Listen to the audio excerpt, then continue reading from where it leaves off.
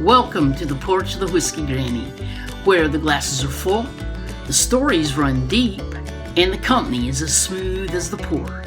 Here we taste, we reminisce, and we let the evening drift by without hurry, because every sip and every memory deserves its own time. Welcome to the first episode of the Whiskey Granny. In this first episode, I just want to introduce you to what the podcast will be about, and just as the intro says, we're going to be enjoying pours of whiskey or even cocktails that include whiskey. This podcast is being made especially for women who enjoy bourbon and whiskey. Yet, this podcast is for anyone who would like to listen about whiskey. So I invite all to listen to what this Whiskey Granny has to say about her pours.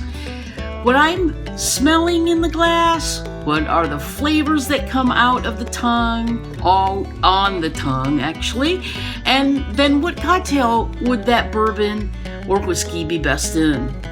And I invite whiskey lovers who enjoy a nice pour of bourbon to sit back, relax, pour yourself a bourbon or whiskey of your choice, and together we reminisce as we rock on the porch.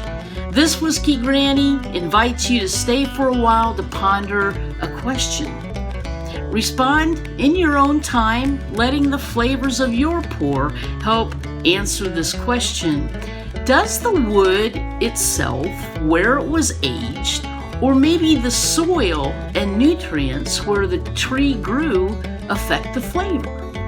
Well, we often hear from people who have tasted samples from barrels that have aged sitting side by side for that same duration of age, and they contain the same mash bill, and they say they taste totally different. I find this interesting, so I go back to my curiosity of science and ask the question: the staves used in each barrel don't come from the same stack, right? So this would explain why different bourbons and ryes taste different from barrel to barrel, even within the same batch. So I'd like to hear from you, your thoughts on this.